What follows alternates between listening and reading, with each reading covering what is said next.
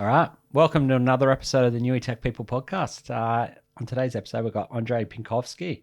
Mate, for those of our listeners that don't know who you are, can you give them a bit of an overview of who you are and your backstory to date? My backstory? Yeah, what brings us to sitting down today and having a conversation?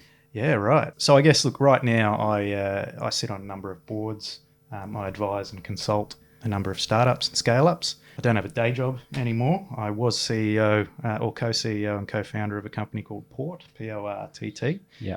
We did enterprise SaaS, some big contract and procurement management systems for government and enterprise. Sold that last year, stepped away in October, took some time to myself, got a bit bored, started dabbling again, and both in terms of governance and strategy, helping out a few organisations in terms of board roles as well as advising and consulting as Nice. well. Mate, reason I'm super interested to have a conversation today, you are a successful startup founder who got to that exit stage, which I guess for a lot of people is the end goal. Some people want to see it through and that be their life's work. Other people want to get to that exit and get out and get their cash. So really interested to sort of explore that story, see what sort of advice you might be able to give other people who are going on that journey. But how did Port start? How did Port start? So Port started, myself and an old uni colleague, Chris Holmes. Yeah. We were both working in Canberra at the time, consulting, contracting to federal government. Myself in more technical IT roles and Chris in project portfolio management roles. We saw an opportunity to not just be part of these bigger projects, but to lead these big projects. And so we put together a company called Single Cell Consulting at the time, and we brought on some people mainly as subcontractors, and we pitched for and won a number of big IT projects. This was mainly in the Microsoft Enterprise stack, so deploying, customizing, developing against SharePoint, Project Server, these sorts of big Microsoft Enterprise systems. So we did that for a few years.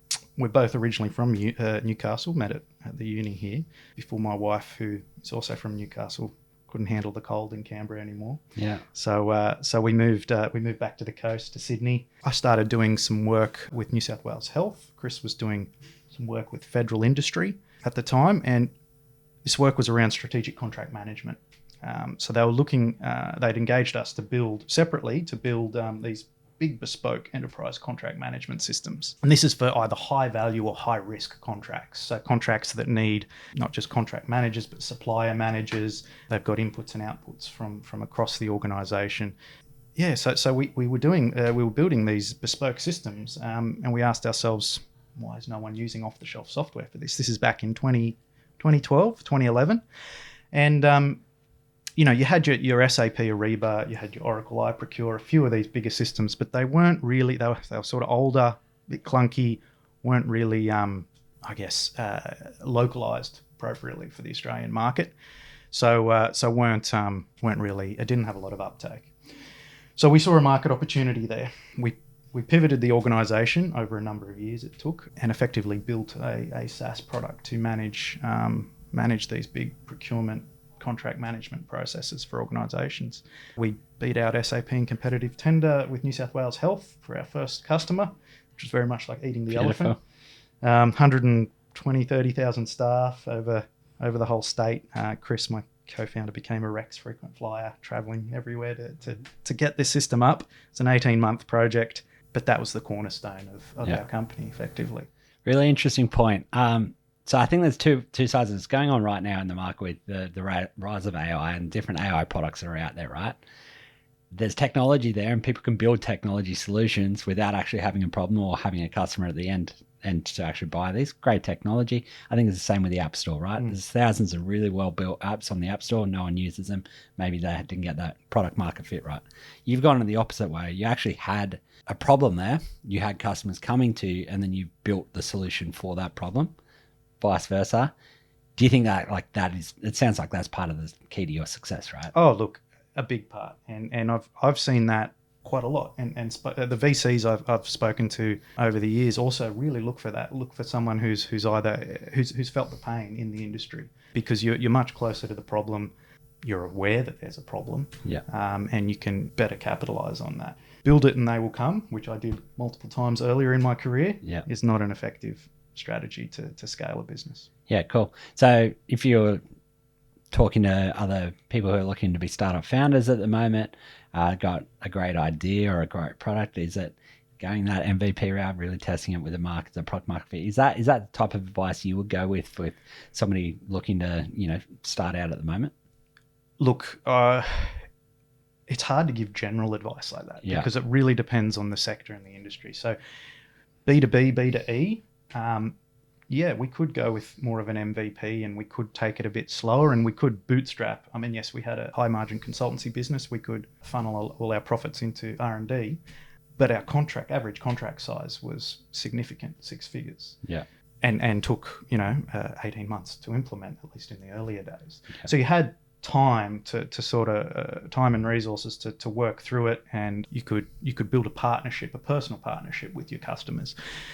B2C, very different.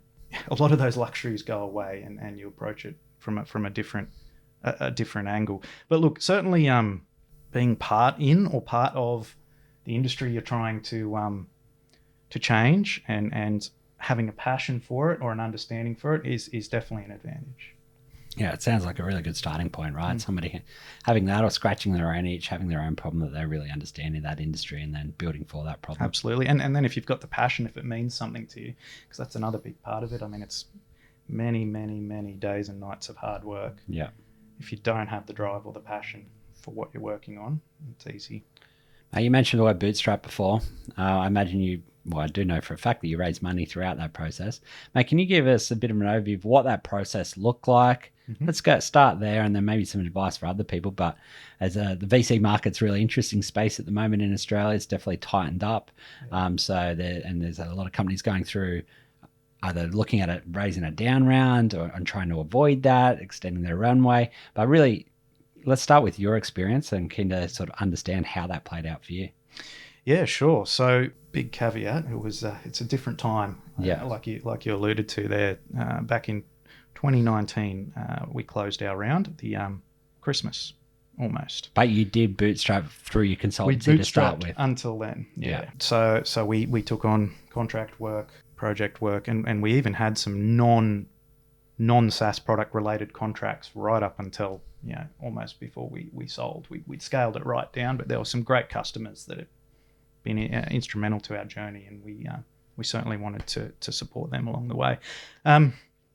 So we bootstrapped. We had a high margin consultancy business where we could put profit back into R&D. So we definitely had that going for us, which meant we were profitable. We had to be profitable.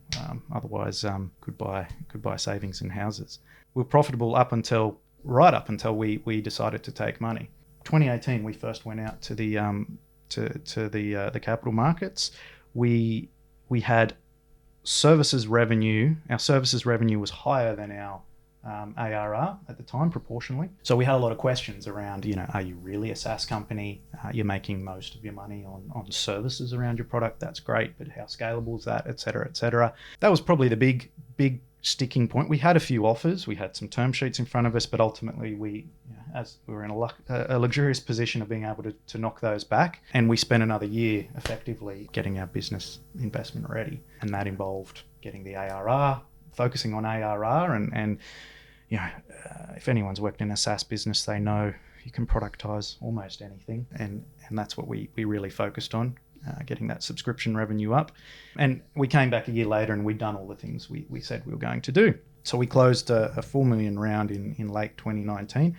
Where did that money come from? Are they Australian based? Yeah, Australian based. CVC Emerging Companies Fund. A couple of guys called Christian and Christian Jensen and Jonathan Pierce. Fantastic guys. Both sat on our board through COVID. I guess you can really see the mettle of a person when you're going through crises together. I've got nothing but great things to say about those guys and the funds they run.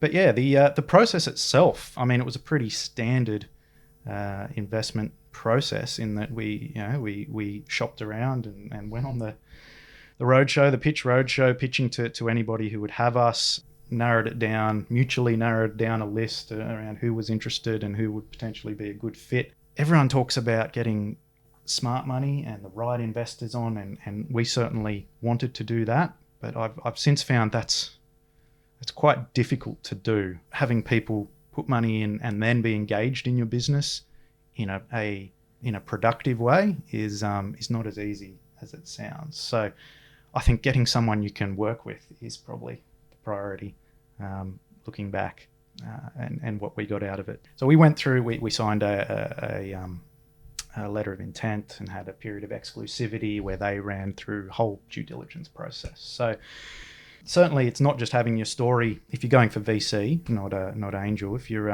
it's not just having your story and your headline numbers and pitch lined up. It's about having the data behind it, because these guys are professionals, and they will go through everything, through contracts, customer references.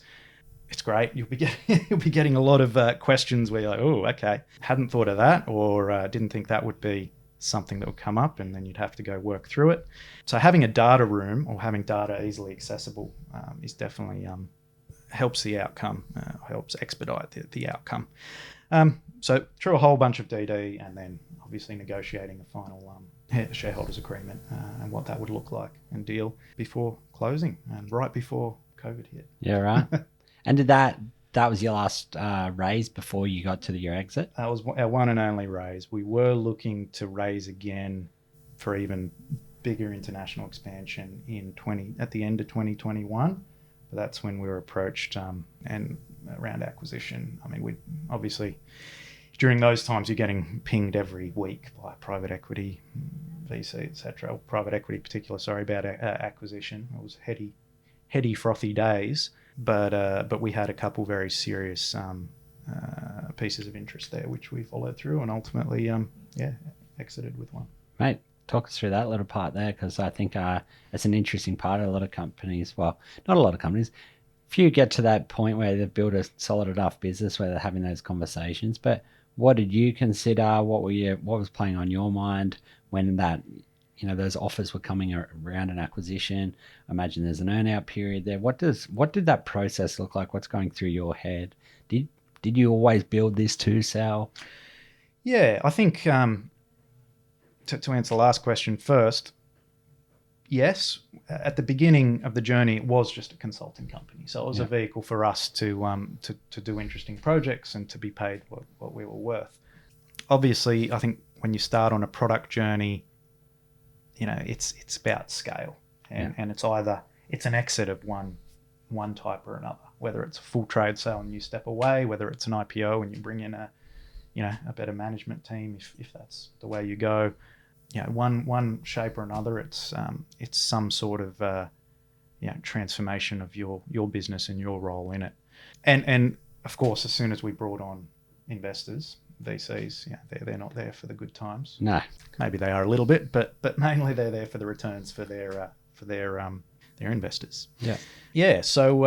So certainly we'd been on that path for a while, and we'd had an ESOP in place, so we were incentivizing and rewarding key staff with options, share options, and without an exit, they're not worth anything. So definitely it was a core strategy. So if we get to the point where you're successful enough, as you said, you're getting pinged daily. What's going through your mind at that stage? What are the things that are at play when you're going through that process? An exit, they're all very unique. It could be somebody wants to do a roll-up strategy where they, private equity loves this, where they buy a bunch of companies and smash them together, look for cost synergies, cut a whole lot of people, and revenue synergies where they can cross-sell, etc., etc. You become part of that, and it's more than likely you've leveled up, but you're on another bigger startup, but you're on another journey then, versus a straight acquisition to a bigger organization where they buy you out in cash or scrip, and you may have an earn-out period. What did it look like for you with your decision in the end? So we had a straight trade sale where we were 100% acquired by Advanced, a UK IT group. And look, they'd been a partner of ours for a year or two prior. They're quite acquisitive. They're private equity backed, and at the time an M&A team with revenue acquisition targets, and so they were looking to acquire growth. So they're a big company, profitable with single digit growth, which is fine, but it's not, setting the world alight in terms of returns for private equity. So they look to get a lot of their high growth from acquisitions. Yeah. And we were a high growing company, rule of 40 of 41 or 42. Your listeners are familiar with the rule of 40. It's effectively growth rate plus profitability should add up to effectively 40% somewhere. Yeah. So you can be high growth but low profitability, or mix of both, etc. So we weren't profitable, but we were a high growing business, which is why we're effectively looking for more capital to grow further and expand. And that lined up perfectly for what they were looking at that time, not just in terms of the business, the operations of the business, but the product. The product being the key thing for them strategically. It plugged a perfect gap, a hole in their product portfolio, and that's something they could take to their board and their investors and get across the line. So definitely, being able to be a strategic fit for somebody somewhere is going to make that conversation a lot easier. Yeah, cool. Mate, the interesting part you mentioned there, you mentioned the word partner. Back at the start of your story, you built for partners or customers, and you viewed them type relationships as a partner. You're building with them, working out their problems, taking their money from a consultancy perspective, but also building with a partner. You grew the business. You started working with another partner who ended up being the people that acquired you. Yep. Is that deliberate? Obviously, it's deliberate at the start. From the end point with the acquisition, was that a deliberate partnership? Did you see that as potential on the table when you started partnering with them a couple of years out? It's just a really interesting approach, and I think that's a smart approach. Yeah, look, they weren't shy about saying they'd be very interested in acquiring us if and when the time was right, when they first partnered with us. So that was always on the table. We worked with them as a distribution partner, effectively, channel partner into the UK. Yep. So they got a very close look at obviously our product, but then also how you sell it and how it was received in that market there. So that gave them a lot of surety around what exactly they were buying.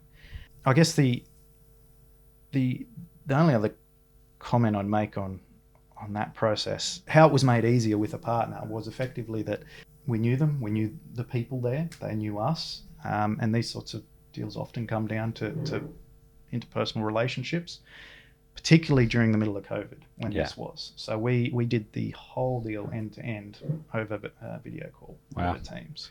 I remember one time with a call with lawyers from all sides. I had US, UK, Australia, and I was actually quite sick with COVID at the time, but it's just a whole screen of little faces everywhere, everyone talking, and it was definitely an experience. Yeah, right. Cool. Mate, so you've built a SaaS company from the ground up, started from a consultancy, scratching your own itch, scratching your customer's itch, seeing an opportunity, building that up. Your role started as a technical person, and you ended up being the CEO of a company that's had a successful exit. What did that transition from someone who loves playing with technology, good in that technology space, to becoming a CEO? That's what I'm super interested in. The rise as somebody goes through the thing. You did go from from the technical, you didn't go into CTO, you went to the CEO. Yep. But what did that change look like? Again, was it deliberate to you to not go to the CTO route and really position yourself as a CEO? What did that journey look like for you? Because I think it's a really interesting one. The different skill sets. Yeah. Not everyone can play in both spaces. What did it look like for you? It's a great question. Look, I've always been more on the tech side than on the than on the sales leadership side. I taught myself to code when my uncle gave me his first computer. My first computer when I was 15 or so. Yeah. And had a few little web companies that I'd set up, and obviously contracting in Canberra. That taught me a lot more of the softer skills, interpersonal skills that would help a lot later on. But it was definitely a journey. It was over 13 years or so that we started Port. Yeah, I started building. I think they're still running my production servers. God help them. Yeah, right. Hopefully they'll be decommissioned soon as they move to more more modern containers and things. It was very much a journey. I had to learn all the time. I had to be uncomfortable all the time, out of my comfort zone. I hated selling. I still don't like selling, but I had to do it. Especially as you grow and you have more people relying on you, relying on this entity that you've helped bring into life. So no, I think being open to learning all the time, really not skimping on those interpersonal skills, both internally and externally. Certainly I had my challenges there, and I'm definitely still on the more no nonsense side of things, in terms of interpersonal engagements and leadership there. But it was it was just a trial by fire. You had to do it or you didn't. And I didn't go to CTO. I'm not brilliant technically. We brought on a brilliant guy called Nigel Castellino, who I think you've met before, who was our head of tech and became our CTO, and couldn't think of a better person. Yeah, it's a really interesting thing. I was only reading something on, I think it was Sydney Startups the other day. Very, very often in the past, I think it was somebody with an idea, a business idea, looking for a technical co-founder. And I think there's a bit of a switch happening at the moment where it was always, the business side, the hard, the coding side's the more difficult part. And now with the rise of no-code tools and AI and a few other bits and pieces, we've got some potential technical co-founders looking for somebody who can do the business development. Business development is probably the hard part. That's the sales part. Management, the rest of it we can work on that. But that business development sales side, really interesting to pair up with those technical skills, right? Absolutely. If you haven't got sales, you haven't got revenue coming in, what are you doing? So absolutely. And we, Chris and myself, filled that BD role as co-founders for the first half or so or more of the business's life before we brought on a brilliant head of growth, Mark Reddy, who, like Nigel in the technical space, was had incredible experience and skills in the growth. So it sounds quite interesting there, right? You and Chris are there building. You're playing multiple roles, get to a certain point in growth, and then you hire a specialist into from a technical perspective. Then you bring in your CTO, then you bring in your head of growth. So that's sort of how you'd recommend other people play. Obviously, as a smaller company, you've got to wear many hats. You've got to do what's necessary until you've got the money to pay for somebody good. Yeah, that's right. And look, again, it depends on the situation you're in and the market you're servicing, but that's a way that worked for us. It would work for similar businesses in a similar market and similar position. We were growing organically. We didn't have resources to throw at hires to see what worked. We just had to make do with what we had. So I think I worked on in every single role in the business before we backfilled, and Chris similarly. It's hard. I know a few times during our journey we'd be looking to hire for these sort of half roles. And I've seen a lot of startups do similar things because that's all you can afford, and you need someone who can do two sort of wildly different things. It's very hard getting that person, and you struggle to get the right person and then to get them to stay. But it's something you work through, and you when you have to, needs must. Yeah, nice. Now, you mentioned before you've got to grow and learn, right? You're obviously technical to start with. I believe you did a university degree as well. Mm-hmm. And what's that growth and learn from, not the technical side, but what did that look like for you? Are you looking at external partners to come in? Are you looking at coaching? Are you looking at mentoring? Are you looking at a mix of, are you looking at MBAs? Like, what's your experience? Let's start what your experience was and then advice for others. Yeah, look, there's a lot of resources out there. For me, the most valuable things I found was one, having, people talk about a growth mindset, but effectively being open to self-improvement, being self-critical. I mean, you can only, there's a great saying, you measure yourself against yourself yesterday, improve on yourself. Don't look to others and compare, but being able to be self-reflective, think about things afterwards, change how you'd approach that in the future, I think is a important skill. Mentors are critical, both from just being a sounding board, someone who's been through this in one way, shape, or form, you can relate to, and of course someone who can give you advice. Mentors, I find, have a shelf life in that you really want the right mentor for the right time in where you are with your journey, and then find another one. Push yourself. Not that you can't have multiple mentors or one for a long time, but I find in particular that mentors hold up a mirror on the particular challenges you're facing right now and help you work through those. Having mentors tailored to that helps a lot. I did have executive coaching later on once we had a bit of free cash flow to be able to spend on those sorts of things, and again I found that incredibly beneficial. Whether I'd get the same out of it earlier in my career, I don't know. Probably not. I think I was definitely in a place where I was ready and willing to get those additional tools and take it even further. So I think those three things. At the end of the day, it comes down to you. You're your own harshest critic. Surrounding yourself with the right people, mentors, coaches, whatever it is, but being able to self-reflect, take in feedback, and grow from there. It's the most important thing. Right, you mentioned self-reflect. Other people externally looking in, startup founder, successful exit, your happy days, right? That's the ideal plan for everyone. Mate, I imagine there was some down periods during that time, and I think it's something that's often overlooked. That it's a grind. It's tough. You're going to have some tough days. Mate, is there one big mistake or big thing that happened that really influenced the way that you went forward? So a big change, it might have been a mistake, or it might have been an issue that came up, or something that helped you have a change of mindset, or something that you could really learn from and going forward. Was there like any one big issue, or is it like, obviously there's multiple things that come up across that journey, but is there a big learning along that way?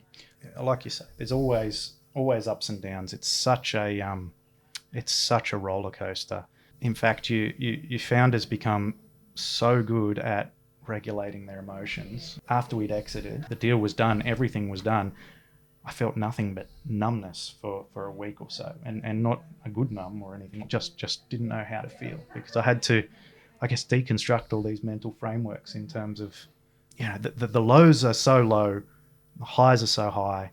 You can't follow those, or you'll become an emotional wreck. Yeah. So you teach yourself to really dampen down those emotions for better or worse. And after it was all done, some unpicking I had to do there. So in terms of learnings, so many learnings. Definitely one of the biggest one was around staff.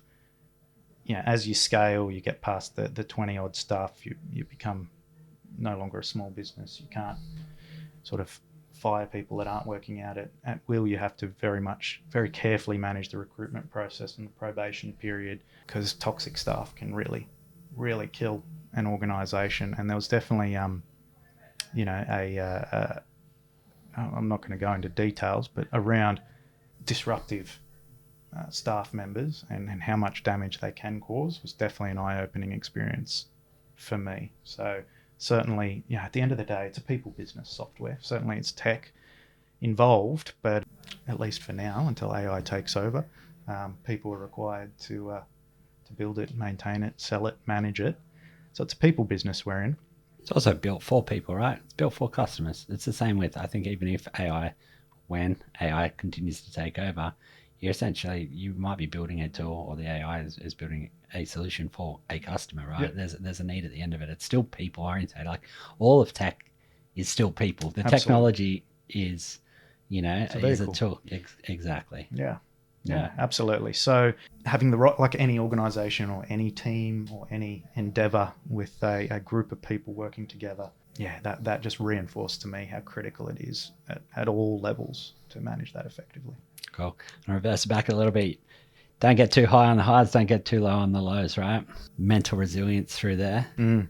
Was that something you specifically focused on? Was that something you're conscious of? How am I improving my mental resilience? How am I not getting too high on the lows? How am I not getting too low on the lows, high on the highs? How do I smooth that out? Is that something you consciously worked on? No. Is that something you just dull the emotions? How did that come about? Yeah, I think I think that was just a natural outcome for me. I didn't consciously work on managing emotions. It was just, it's something that over many years, I mean, I'd had a couple, like I said, smaller startups with web and mobile development in the before Port, and so I'd been through a bit of a roller coaster there, and certainly picked up some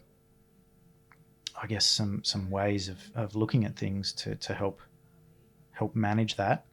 Look, everyone's different. I don't know if I have, if I can provide any relatable advice around that. No, it's just an interesting space. I think, there's obviously a massive rise in meditation and journaling and things like that at the moment. You know, Wim Hof's gone through the roof in his popularity and all that.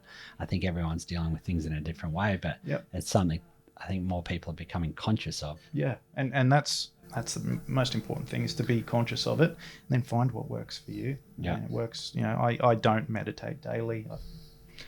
I don't meditate frequently at all. I do enjoy it when I do it, but it's not a tool I need to manage certain things. But for other people, it's something that is part of their daily routine, and that's fantastic. So it sounds like just being conscious of your emotions through that period was probably the tool that you used. Just being conscious of it, and conscious that I'm not riding a high too high, or I'm going through a low. Like let's. You become a bit dull to it all after so many years. Desensitized. That's it. After so many years of some big wins and then big losses, and life goes on.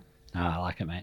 Mate, plays in another part, and I'm getting away from tech now, but I'm getting the stuff that really interests me. I'm asking you the problems that I'm dealing with, right? Sure. I feel like if I have a look at health, family, and business as three different buckets, I feel like I only personally ever do two of three well. Yeah. If I go all in on my business and still trying to spend time with my family, my health tends to fail. If I'm going all in on business, long lunches and all the rest of it, health, becomes the second priority. All in on that, less time with the family. Those three buckets. Mate, if you have a look at those three buckets for you, how did you manage balance? Or is there no such thing going through a startup journey like that? I don't think there is. Yeah. James, I really don't. It's a great concept, and it's fantastic to be aware of, so that you can address any major issues, family or health or the business before they come up. But it's so all consuming, driving a startup or leading a company of any size. 60, 80 hours a week, and you've got no time left for anything. Necessary as well, right? Yeah. I feel like hustle culture was there for, 5 years ago, right? I think hustle culture was the big thing. Gary Vaynerchuk was a big, proponent of hustle culture, and then he got hammered for it, and he tried to reverse back and give more, context around it. But I think that hustle culture on going in, doing the 60, 80 hours a week, sometimes it's actually necessary to get something off the ground, or to get something through a really tough stage. And if you want that perfect work-life balance, maybe a startup venture isn't for you, or to run your own journey. Yeah, I think that's it. If you need the perfect balance, go get a job and draw a salary. If you're going to drive something to any sort of success, unless you're supremely lucky with right place, right time, it'll require a lot of work and a lot of time. Yeah, and do you think the key is, obviously you can go, I don't know, I find this myself, I can go hard for a period of time, and then you've just got to pull back, and that's where you notice, well, hey, maybe my health's falling a little bit too much, or I'm not spending enough time with my family, or those relationships. It might not even be family for some people, but just relationships outside of work. Yeah. Just being conscious of that. Yeah, absolutely. And that's similar to how I managed through it. I mean, I've got an amazing wife who helped with the kids incredibly in the home. I had a co-CEO, which was also incredibly great from a sharing the burden perspective, if nothing else, apart from the fact Chris is brilliant. Sharing the burden mentally and emotionally was important, but certainly, it was all consuming. And then, like you say, you'd sort of blink and come up for air and try and fix a few other things in your life, or get them spinning again, the spinning top, spinning plates, before getting sucked back in. I don't think, at least in my experience and everyone I've spoken to and worked with, there's not much room for balance at that end. Yeah, and but I'll continue from my opinion on it as well. Like, balance is maybe not a priority if that's your end goal. Like if Yeah. your end goal is a successful startup and an exit there, you don't get through balance. But not having balance is okay because that's your goal, and that's your singular goal, and that's your focus for that period of time. And it's not going to be forever. You can't run like that for 30 years, right? You burn out, or other negative implications will happen. Yep. But for a period of time, that's your singular goal, and you all in on it. Absolutely. Eyes wide open. Yeah, I like it. There's dumb all in, where you're spending all your time on stuff that's not overly productive. There's obviously a heap of different productivity tools out there and things like that can make life more efficient these days. Is there something or any tools or methodologies that you use to help make yourself more productive through those really busy times? I used to be a big tool junkie. Yeah. I used to love tools. I still do. I love a good tool. I mean, nowadays it's in my garage with mechanical tools everywhere. But I've set up so many project management systems and different methodologies I've both studied and been accredited in. There's a lot out there, and there's a lot that works really well. And obviously, it's very contextually relevant. Big construction projects, you want something regimented like Project. Yeah. MS Project to help manage all of the different streams there.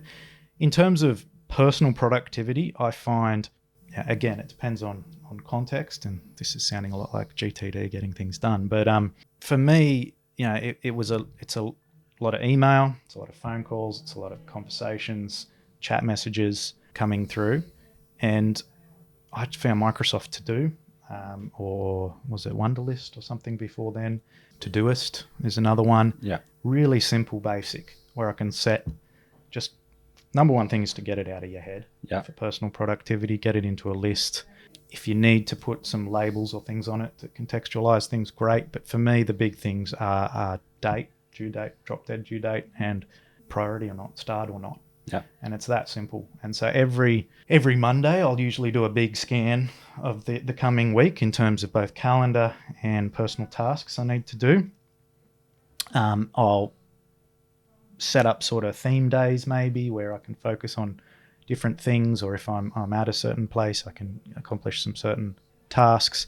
And then each day you check in and you work through it. And there's all those tips out there which do work wonders. Get good sleep, get up early. I find a good hour or so in the morning, early morning, before anyone's gotten up, before any of my staff were online, so precious. I could get so much done just getting into it there. That's personal productivity. Obviously for teams it's very different depending on the discipline, whether it's a service delivery team or a tech team. You've got different tools and approaches. Yeah, mate, I'm always interested in the personal side of things. I think if you get that part right, then managing a team and that can be easier. But hey, if you're trying to manage a team, you're trying to get that right while also not having your own ducks in a row, I think can be a recipe for disaster. Yep.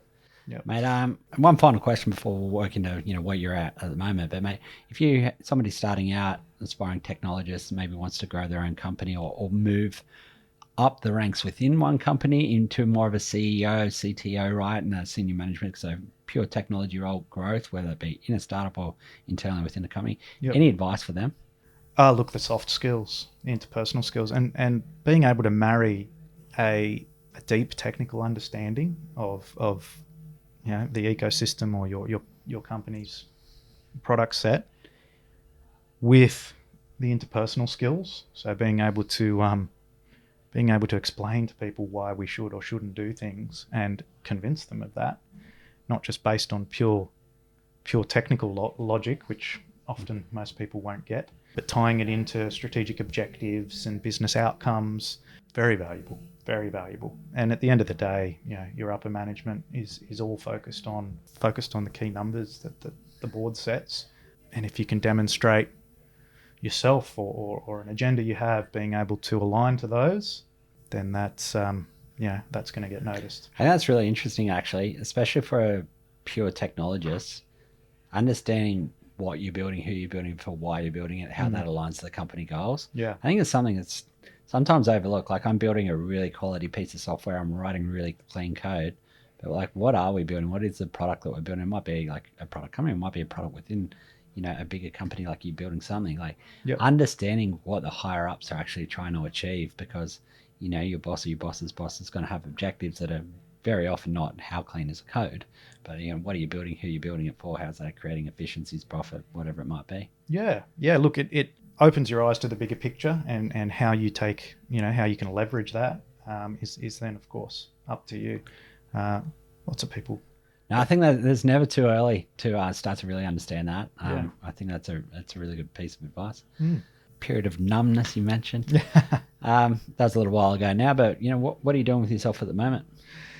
So I sit on a couple boards, the Hunter Angels, which is a local group of local membership-based organisation of high net worths that invest into startups in the area and across Australia. I've just joined the board recently, a few months ago, the foundation, HMRI Foundation. Yeah. And so HMRI, the Hunter Medical Research Institute, for those that don't know, up at the John Hunter there, does some amazing world-leading medical research in a number of areas. Fantastic organisation. We should be so proud to have them in the Hunter, have that in the Hunter. So my role there is to help with fundraising, events, and to also work with the team in terms of commercialisation of IP. Some advice on how maybe some IP could be spun out and commercialised from the organisation. So that's quite exciting. I've recently stepped onto the Northern New South Wales Regional Advisory Group for AICD, the Australian Institute of Company Directors. So the AICD again is an industry group that really focuses on education for company directors. They have a course, the AICD Directors Course, which is fantastic. Teaches a lot, governance, risk, strategy. Being a director or operating in the director role is very different from an executive. So it certainly takes some time to think like that, learn to think like that. And certainly I'd advise any founder who's operating as an executive and either sitting on a board or reporting into a board to consider that course, or at least look at some education in that area. If and when the time is right. Obviously, early on, it's a lower priority than building a product and getting sales. But as you start to deal with VCs and independent directors, etc., equipping yourself with those skills, as well as understanding the liability you have under Australian law as a director. There's a significant amount of personal liability you take on, and everybody should understand that. So, yeah, those are keeping me busy at the moment. I also advise and consult with some local startups and scale-ups, helping out in terms of growth and business strategy there. Lots of interesting things happening in the Hunter at the moment. So yeah, keeping me busy. As far as getting in touch, LinkedIn is probably the best. Reach out there. No worry, we'll link that up in our show notes as well. Awesome. Appreciate it, man. Thanks for your time today. Really interesting, again, to hear somebody who's gone on that successful journey to exit. I think that is the holy grail for a lot of startup founders and technology professionals that go out on their own. So hearing your journey and a couple of those learnings along the way is super interesting, hopefully helpful for some of our listeners. Awesome, mate. Appreciate the invite. Cheers, man. Cheers.